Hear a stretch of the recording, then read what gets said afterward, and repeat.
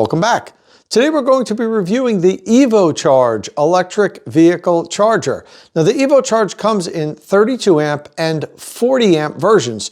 We have both of them in the garage here today, so we're going to be taking a look at them both. Now I did take a look inside the boxes and everything's exactly the same. So I'm going to be doing the unboxing of the 32 amp version just so we could see exactly what's inside, and then I can go over how you install the units. So let's take a look inside the box and see what comes with the EvoCharge charger.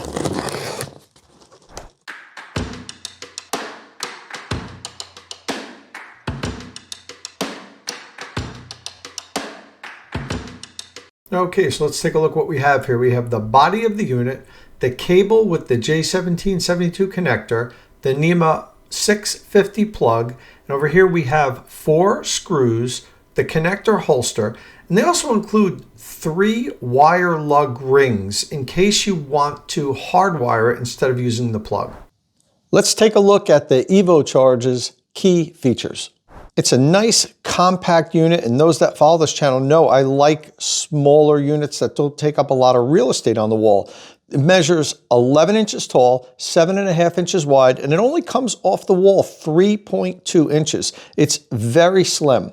Now it comes in 2 different power versions. You can get the 32 amp version that'll put out 7.7 kilowatts, and also there's a 40 amp version that can put out up to 9.6 kilowatt. Both units are available only with a NEMA 650 plug. Now most electric vehicle charging equipment today comes with NEMA 1450 plug, so it's a little bit of a different plug configuration, but it has the same amount of power.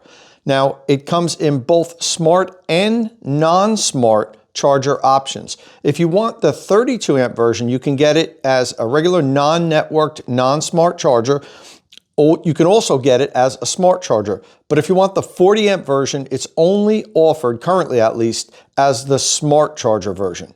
The cable lengths are also optional. You have an 18-foot and a 25-foot cable length option for the 32 amp unit. But for the 40 amp unit, it just comes with the 25-foot cable option, which quite honestly, I recommend everybody get regardless. It does cost a little bit more, but it's worth it. Having the extra 7 feet of cable, you'll need it at some point, I promise. It comes with this industry standard J1772 connector for North America. It has a NEMA 4 enclosure, which means it protects the innards from driving rain and blowing snow. It means it has good weatherproof rating. It has an operating temperature of negative 22 degrees Fahrenheit to 122 degrees Fahrenheit, which is negative 30 C to 50 C. It is a UL listed, so it is safety certified. It's also Energy Star certified. It comes with a 3-year warranty and is made in Taiwan. Okay, now let's take a look at how we install the EvoCharge. Now the EvoCharge out of the box comes as a plug-in unit with the NEMA 650 plug, but you can hardwire it. We're going to do that next, but first let's talk a little bit about the installation if it's a plug-in unit. So you need a NEMA 650 outlet. If you're going to install the charger on the wall like this with the outlet below it, the outlet needs to be installed ground down. And this cord here seems it's about 10 inches long, so you're probably going to want to install your outlet somewhere around 30 inches, and that way the top of the unit's going to kind of be chest level somewhere right around here, but obviously you can install it any height you want. But you can bend the cord and install it like this, and that way you'd install your outlet maybe 48 inches from the ground, and you need to then install the outlet ground up. It's important to tell your electrician which way to do it, because typically most electricians will just install outlets ground up regardless. But in the case of the EV charging equipment, it really matters if the outlet is installed ground up or ground down, depending on how the cable is going to be plugged into the unit. So make sure you understand, if you do this ahead of time before you get the unit, if the electrician's not on site when he installs your outlet, if you want to do it like this, it's ground down. If you're going to install the outlet higher up on the wall and have it like this, you want to tell them to make it ground up. Now it can be switched later, but it's just a hassle and you're going to pay extra to do that. All right, so in order to mount the unit on the wall, you already have your outlet installed. The mounting bracket comes attached to the unit. And the way you remove it to install this on the wall is you need a Torx T20 driver. There's one screw on the bottom here that you need to unscrew. And then this mounting bracket slides out. The screw remains attached to the mounting bracket, which is good so you don't lose it. And all you have to do then is reattach it once you put it on the wall. Now you'll notice the bracket here comes with a bunch of pre-drilled holes. And that helps you find, so you can land it right on a stud. You definitely want to install this directly on a stud. Now, you can use drywall anchors or whatever, but I've seen so many pictures from my followers of chargers just getting ripped off the wall just from, if you pull the cable a little bit too hard. Now, one thing I will say is this is a very light unit. The unit and the cable all together is only about 15 or 16 pounds. Very light. And as I mentioned earlier, it's a super nice, small charger, which I love. I prefer these smaller units rather than big ones. There's no reason to have such a big unit, although some of them are huge on the wall. Now, Ford Charge Station Pro is a little different because it's a bi-directional charger. It's got a lot of stuff going on in there. But, take for instance, the Tesla wall connector. This is also small. And in itself, it's bigger than the EvoCharge. EvoCharge is I like this package. Very nice package. And it's also a NEMA 4 rated enclosure. So they didn't sacrifice having a good solid enclosure that can stand up to weatherproofing by making it nice and small. All right, so this here, what you're gonna do is mount it on the wall, and then basically you slide the unit on top and screw it in. Let's take a look at what that looks like now. I'll mount it on the wall, and then we'll put the charger on the mounting bracket. Okay, so we have the mounting plate mounted on the wall, and what you do next is you slide it over the plate, and then it has to slide down to snap on. You then take your T20 and underneath, tighten up that one screw again.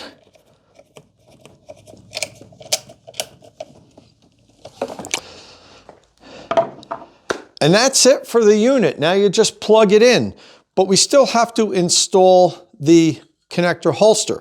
And it's a unique connector holster. It's a two-piece connector holster that swivels.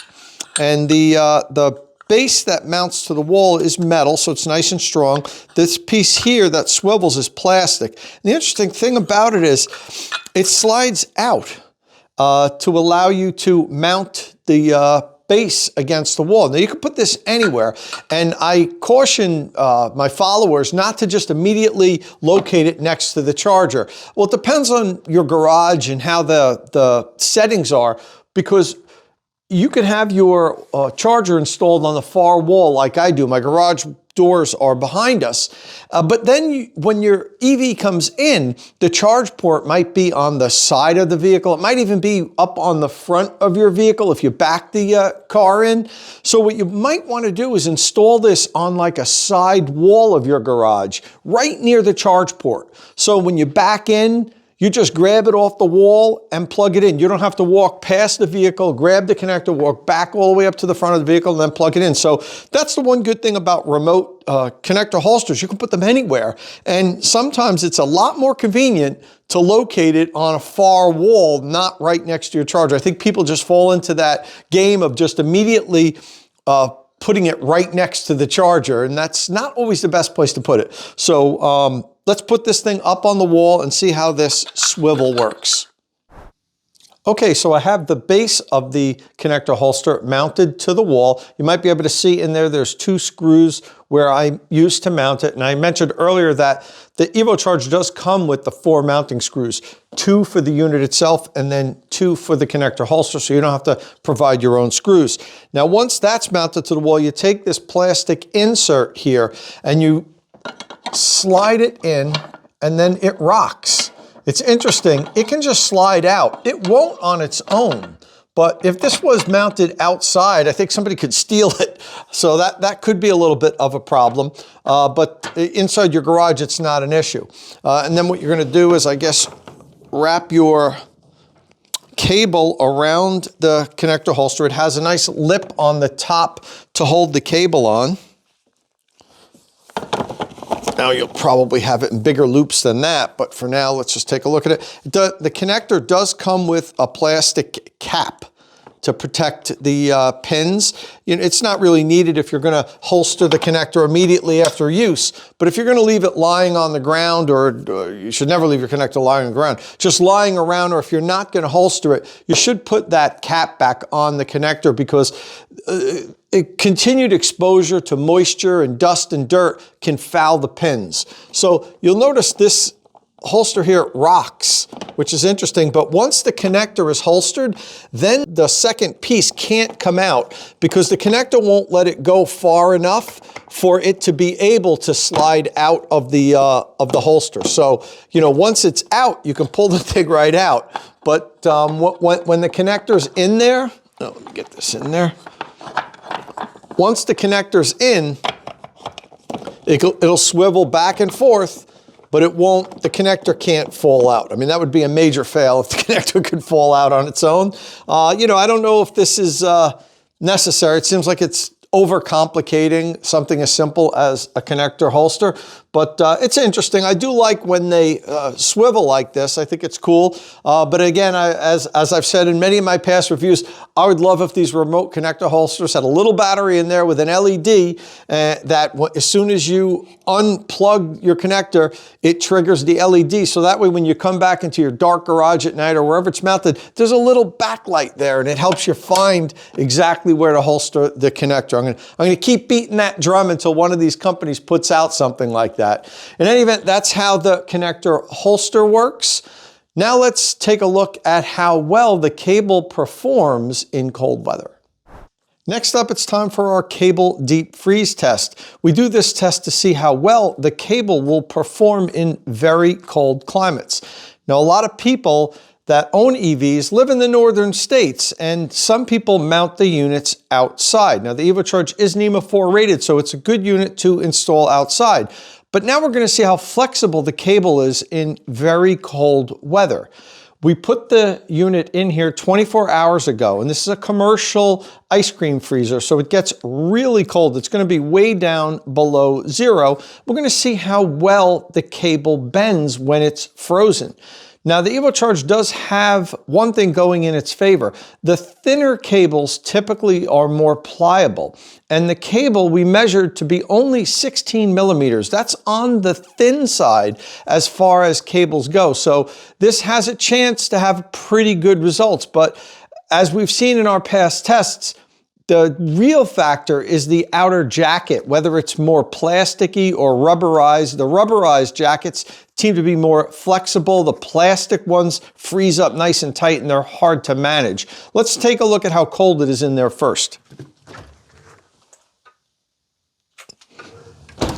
Negative 15.5 degrees Fahrenheit. So yeah, it's cold in there, and you know, we do this to simulate if your car was parked outside overnight and it got really cold. I mean, just today it got to -1 degrees here in northern New Jersey, and my in-laws up in Vermont just told me it's -18 degrees at their house. So people do experience really cold like that. Now, if you live in Southern California, that might not be the case, but people do own EVs in the northern states, and this is an important test for them. All right, so let me take the unit out now. We'll see how well it performs.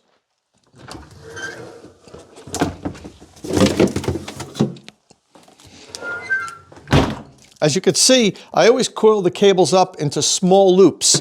Now I'm going to cut it off and see how well it performs when I try to unravel it.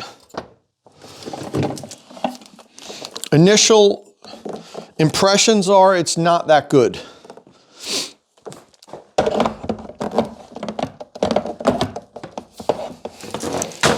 Okay, let me hang this on the wall. So the plug with the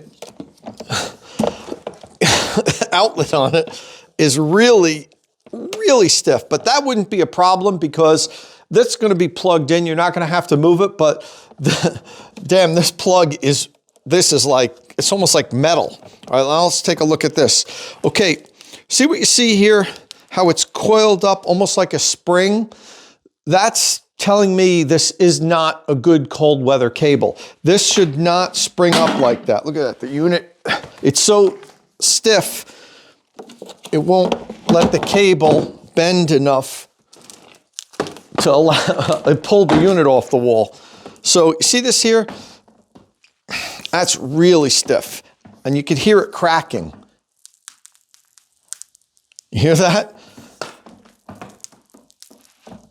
What you really want is the cable to be very like floppy. When you pick it up, it shouldn't hold it out like that. It shouldn't be able to coil. This should just drape down nicely.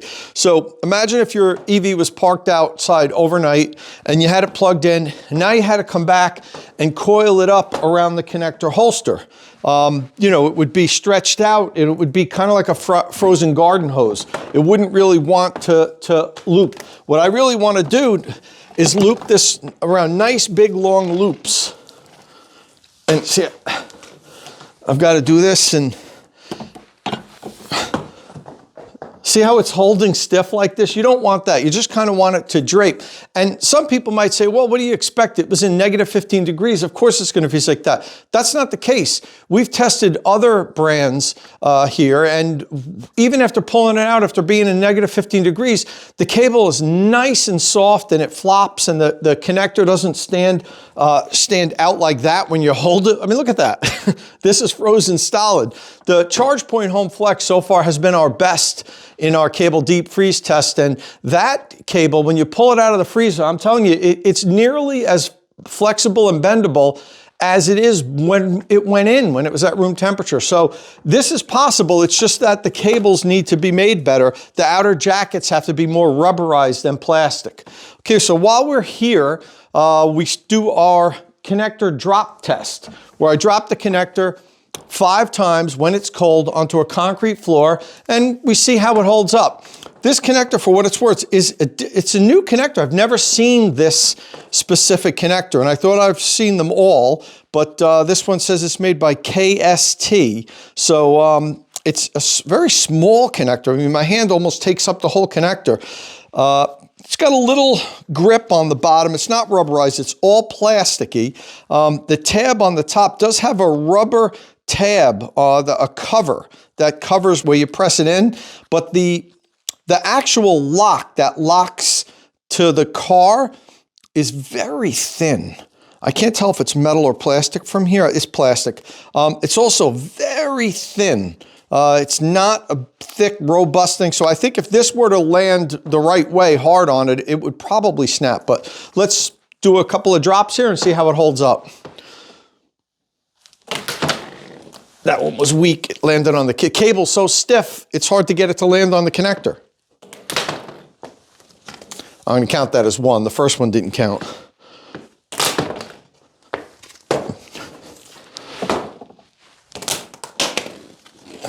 It's hard to get it to land on the connector. I'm going to hold the cable. There you go. That's 2, 3, 4,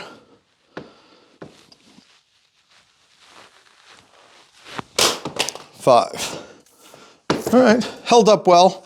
No damage here. It's got some good scuff marks on it, and the plastic actually, it is damaged. You can see here, the plastic on the top corner here is cracked. Now, it would still function, but the plastic is cracked. So it's going to lose a point because to me, that's a fail. It shouldn't break just with a couple of drops on the concrete ground. So seems like both the cable cold weather deep freeze test and the connector drop tests are going to be fail for the EvoCharge. Next up, we're going to do the automatic restart test.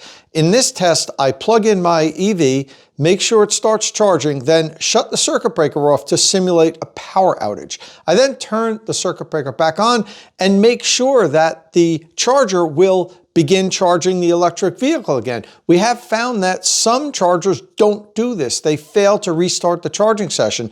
And that's really important because if it's in the middle of the night and you have a temporary power outage, I mean, the power could just flicker for a few seconds, your EV shuts off and you wake up in the morning, it's not charged. So I did this test with the EvoCharge and it worked just fine. We shut the power off, turned it back on, it reinitialized. Now it took a minute or two before it started charging my Ford F-150 Lightning again, but it did. It turned on charging and it worked fine. So that's a pass for the automatic restart test. Next, I want to talk about the different versions of EvoCharge that's available. I mentioned earlier it's available in a 32 amp version and also a 40 amp version. Now the 32 amp versions, you can get it as either just the EVSE, which is a non-smart charger, and also as the iEVSE, which is a smart charger. The 40 amp version only comes as an iEVSE. So let's take a look at the pricing for the different models. Now these are current pricing as of February of 2023. The 32 amp EVSE costs $568 if you get it with the 18-foot cable. If you get the 25-foot cable, it's $599. For me, that's a no-brainer. $31 more buys you an extra 7 feet of cable. Take that every day of the week. Don't buy the 18-foot cable. Spend the $599 and get the 25-foot cable if you want the 32 amp EVSE without smart charging features. If you want the smart charging features, you go up to the 32 amp iEVSE. Now that retails for $659, but there's currently a $30 coupon that you can use either purchasing on Amazon or directly from the EvoCharge website. So that's a good deal right now. $629 for a 32 amp smart charger. And we're going to talk about the smart charging features soon. That's a pretty good deal. If you want it with the 25-foot cable, it's $669.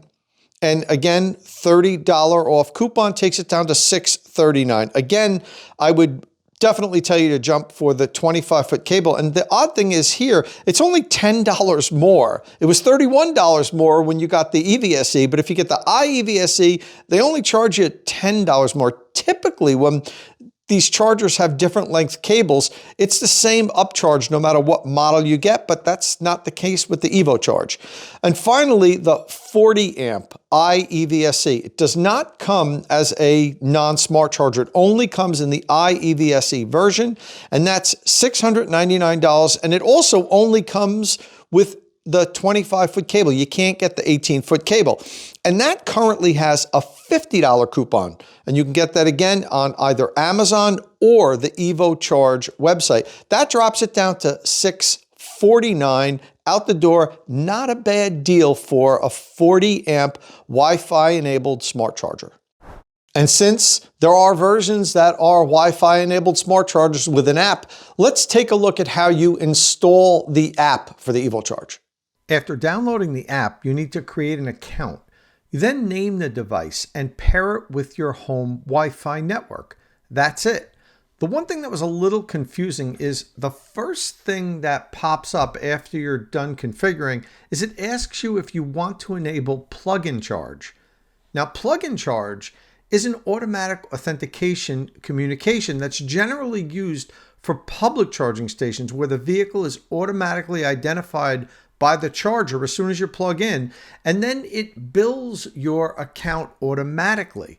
So I was a little confused when the app asked me if I wanted to initiate plug-in charge. However, within this app, it's really just asking if you want the EV to start charging as soon as you plug it in, or if you're going to set a delayed charging schedule. Now, once it's set up, you can start or stop a charging session, see real-time energy delivery, view weekly and monthly energy reports, as well as enter a charging schedule if you're on a time of use electricity plan. Now, however, you cannot adjust the output amperage through the app as you can on some chargers. If you want to lower the amperage output, you need to do that from inside the unit with dip switches, and the instruction manual explains how to do so. Okay, so we covered a plug-in installation before, but I did say that you could hardwire the EvoCharge. Now, you could pretty much hardwire any electric vehicle charger, but some of them make it easier than others. And with the EvoCharge, it is very easy to convert this to a hardwired installation. So let's first talk about hardwiring. Why would you want to hardwire it when it's so easy to just get an outlet and plug it in? Well, I recommend hardwiring your electric vehicle charging equipment. It's a better installation. It's a safer installation.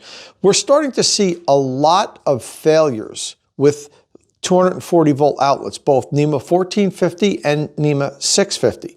And by hardwiring, you're just reducing an additional possible point of failure. So it's just a better installation. Unless you think that you're going to be unplugging this and taking it to another location and plugging it in there. I know some people that do that. They install an outlet in their house and then an outlet at their mom's house because their mom lives 100 miles away. So they take the charger with them and they plug in. I mean, I would still recommend getting a portable charger to leave in your car for that type of charging, but I understand why people might want to do that. But if that's not the case and you're really just going to leave this thing in your garage, I do recommend having it hardwired. It really shouldn't cost any more. As a matter of fact, some people tell me it costs less because then the electrician doesn't need to buy the outlet. And if you are going to use it as a plug-in unit, make sure your electrician buys a very high quality industrial grade outlet. There's NEMA 650 outlets that you can buy at your local hardware store that cost like $20. Those are junk, and they're probably not up for the duty cycle of electric vehicle charging, because electric vehicle charging is different than anything else that you're going to have in your house. While you're charging your EV, it's probably going to be pulling more power than the rest of your house combined. And it does that for many continuous hours, many days of the week. Almost nothing else in your house is going to command that much of power and for as long as what you're going to be doing with your EV charging. So it's a little different, and the current outlets just aren't up for the duty cycle of electric vehicle charging unless you really buy a very well made high quality one. So it's just better to do a hardwire installation, if you ask me. It's kind of why I partnered with Qmerit. Qmerit's my channel sponsor here.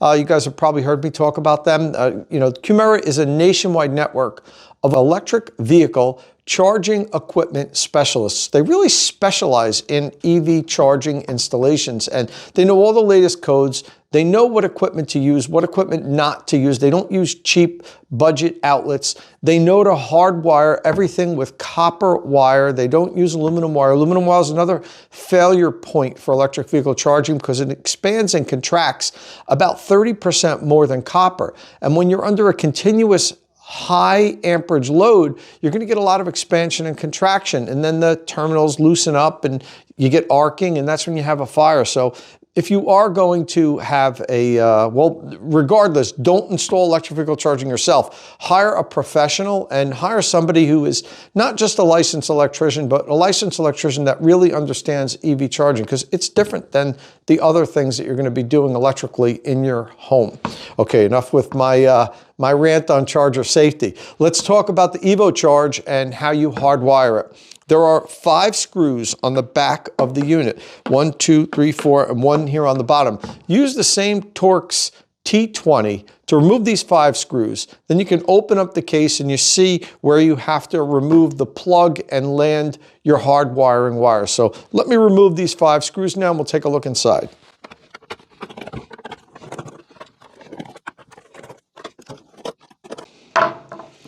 Okay, now when you remove the cover, be very careful because there's LED lights on the front and they're going to be attached with this wire here. So you want to make sure you don't pull that off.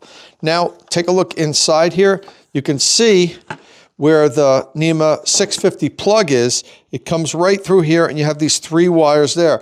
And that's why EvoCharge includes these 3 lug terminal loops here. You could crimp these on your wires, and then that's how they go on these 3 terminal blocks there, and that's how you change out a outlet and hardwire. The hardwire will come right through here. Some EVs some EVSE allow you to come in through the back of the unit. You can't with the EvoCharge. You're coming in through the bottom here where the plug is, and that's how you're going to hardwire the unit. Again, as I said, I recommend if you're gonna have this in your garage for a while, if you're not like moving in a year and you don't plan on unplugging it and taking it to somewhere else, it's just a better, safer installation. So hardwiring is the way to go with your EV charging equipment. So I've been using all three versions of the EvoCharge. I have all three of them here in the garage, the 32 amp EVSE, the 32 amp iEVSE, and the 40 amp iEVSE. And they all work as advertised. The 32 amp units deliver up to 7.7 kilowatt to the electric vehicle. The 40 amp unit delivers about 9.5 kilowatt. I've charged both my Rivian R1T and my Ford F-150 Lightning, as well as a friend's Tesla Model 3. Now you can charge Teslas with the EvoCharge, even though it has a different connector. The EvoCharge has the North American standard, the J1772 connector, which all electric vehicles use, except for Tesla vehicles. Tesla has their own connector. It looks like this here, and so you wouldn't be able to just plug this right into a Tesla vehicle. However, all Teslas come with an adapter. It's called the Tesla to J1772 adapter, or actually J1772 to Tesla adapter. And this is what it looks like here. It comes with every Tesla. You simply slide this on, it snaps in, and now you've got the same connector as a Tesla connector. So this plugs into a Tesla vehicle. So this will charge a Tesla the same as the Tesla connector will. Now, the only thing I will say is the units are only available in 32 and 40 amp units. Many new electric vehicles come out with 48 amp onboard charger, so they can accept up to 48 amps. So the EvoCharge doesn't currently supply the amount of power that some of the latest electric vehicles come out with. Now, it doesn't mean that this won't charge your EV just fine overnight, because it will, unless you have a very large battery electric vehicle like my F-150 Lightning. This unit here, the 32 and the 48 amp unit, will fully charge your EV overnight in almost any situation. So you don't necessarily need the highest power electric vehicle charger out there. Depends on what EV you have. And you know, for most people, as I said, 40 amps, 32 amps, 40 amps is going to be fine. Now, one thing I want to point out before we head into the scoring is, you noticed earlier we did the connector drop test and the connector failed. It broke. One of the things I noticed was the 40 amp EvoCharge uses a slightly different connector. Now, it's made from the same company, but it's just slightly different. So to be fair, I did my drop test with it and it didn't break. It seems like it has a slightly more robust construction. I still wouldn't say it's a fantastic connector and I really like it, but it's a little bit better than the connectors that they use for the 32 amp unit. So that one actually ended up passing the connector drop test. The cable deep freeze test was the same because they used the same cable. At least it looked exactly the same. It measured the same thickness and it performed the same after cold weather. Both of the cables failed, but the connector drop test was a little bit different for the 40 amp unit because it has, in my opinion, a little bit of a better connector. Okay, well, that's it for our review. Now it's time to score the EvoCharge. Now I'm going to have three different scores, three different ChargerRater scores, because there's three different units. But I'm only going to go into detail on the 40 amp unit because I think that's the one that most people are going to go for. I'll then show the ChargerRater scores for the other two units, but I'm not going to go over every single line item like I'm going to do right now for the 40 amp iEVSE. Okay, first up, it's the cost and value category. The EvoCharge 40 amp iEVSE gets 2 points taken away because the price is between $600 and $700. As far as value, it's not going to gain or lose any points because I think it's an average value for what you get with this unit. It finishes up the category with 13 points. Next up is power and weatherproof rating. The maximum charging power is 40 amps, so it's not going to gain any points there. Does it have adjustable power? It does. It has an internal dip switch mechanism where you adjust the power, so it does get a point there. The weatherproof rating, it's a NEMA 4 rated enclosure, very good rating, so it's gaining 2 points there. Is it ENERGY STAR certified? No, it is not. But I will say I spoke to EvoCharge and they said they are in the process of getting these units all ENERGY STAR certified. It's not yet, so it's not going to get any points there. Automatic restart, you saw in the video, the automatic restart mechanism works, so it's going to get a point there. Finishes up power and weatherproofing with 19 points. The construction and durability category. Okay, for the connector and connector holster, it's not going to gain or lose any points there because this is the 40 amp unit. This is the unit that has the slightly better connector and it didn't break when I dropped it. Now, I don't love this connector, but it didn't break and it's definitely seems to be more robust than the connector they use for the 32 amp units. Now, I'm going to show you the ChargerRaters later for the 32 amp units. I'm not going to go over each one, but those both lost a point for their connector and holster. Now for cable length, it gains 2 points because it has a 25-foot cable. I'm basing all of these ChargerRaters on customers getting the longer cable option because I think people are going to want that option, and that's reflected in the price. Cable pliability, you're going to lose a point there because as you saw, cold weather performance for this cable is very poor. Robust construction, no points there, it's average. Removability, it's not going to get any points. It doesn't have a security lock for simple release. Ease of installation, it's very simple installation, so you're not going to lose any points there. It ends up with 16 points in the construction and durability category. For smart and non-smart, 2 points for a smart charger. No points for power share capable. The unit cannot share power. The interesting thing is I've spoken with EvoCharge and their commercial version of this unit is power share capable, which is interesting. Hopefully that means they're going to move that onto the home versions also at some point in the future because people want that option. Currently it's not, so it's not going to get a point there. It is Alexa, Amazon Alexa and Google Assistant compatible, so it gets a point there. It does have extensive charging data in the app. You can view your past charging sessions. Nice feature. It is not OCPP compliant, but as I mentioned, the commercial version of this is. So who knows? At some point in the future, maybe EvoCharge is going to offer that for the residential customers also. Going to finish up smart and non-smart with 19 points. Safety certified and warranty. It is safety certified. You don't get points for that. You only lose points. Warranty, it has a 3-year warranty. You get a point for every year, so that's 18 points. The EvoCharge EVSE 40 finishes up with 85 points, which translates into 4.25 stars out of 5 on the ChargerRater.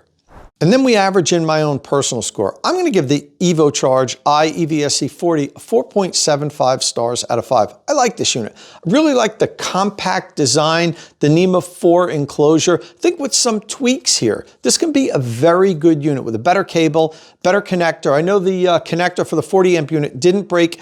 It's a better connector than the 32 amp unit. It's still not a great connector. They can improve on the cable and the connector and maybe offer real-time power draw on this display here. It really currently only shows you how many total kilowatt hour it delivered. I'd like to have the real-time kilowatt draw so people could see exactly how much is getting pumped into the car at that moment. I think that would be an improvement. These are all tweaks that EvoCharge can easily make. So I have hopes that this is going to be an even better unit in the future. It's good now. It's going to be one of our recommended chargers, but can be even better. Okay, so my score of 4.75 combined with the 4.25 that the ChargerRater gave it, is going to give it a final score of 4.5 stars out of 5. A very respectable score for the EvoCharge EVSE 40. And since I have all 3 EvoCharge units here in the garage and I've used all of them, let's take a look at how the other 2 would score. Now the regular EvoCharge 32 EVSE, that's the non-smart charger, scored 81 points on the ChargerRater. And the 32 amp EVSE, the smart version of the 32 amp charger, gets 1 more point and scored a total of 82 points on the ChargerRater. And finally, let's take a look at my personal likes and dislikes. I like the fact that EvoCharge has a variety of offerings. They offer the unit in either 32 amps and 40 amps with an 18-foot cable, with a 25-foot cable, as a smart charger, as a non-smart charger. Give customers an opportunity to choose what they like. I'm always a fan of that. I love the compact design. I think this is really the sweet spot on a size of an EVSE. I think that some of the chargers on the market are just too big, unnecessarily. They don't need to take up that much space on the wall. I like the fact that this is easy to hardwire. Some of the EV chargers, when I open up the back, it looks like it's going to be a nightmare to remove the plug and hardwire it. You know, I recommend people hardwiring their chargers. This unit makes it very easy. They even supply the lug connectors so that if you were going to crimp your own wires and hardwire it, you already have them there. So I like that. They make it easy to hardwire. Okay, on the dislikes, the connector and the cable. You know, the cable is a fail on our cable deep freeze test. I wouldn't recommend using this as an outdoor charger in the northern states. I think that cable is going to be a bear to deal with when it gets really cold and frozen.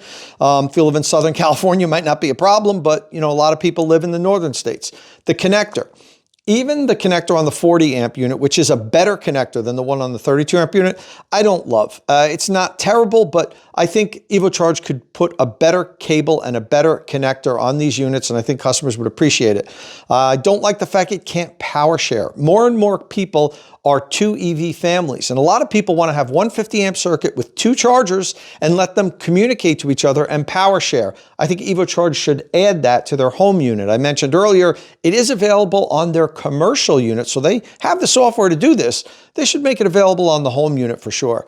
I also don't like the fact that this unit is not available in a 48 amp unit. Now, 5-6 years ago, most EVSE on the market were either 32 amps or 40 amps. That's moved up now. Now almost all of the chargers are either 40 amps or 48 amps because most of the EVs coming to market today accept either 40 amps or 48 amps. Very few electric vehicles are limited to 32 amps. So I think that that's something that would be smart for EvoCharge to maybe in the future drop the 32 amp unit and then just sell a 40 amp and a 48 amp unit. I think that's the sweet spot in the market, and I think it's going to be that way for quite some time now.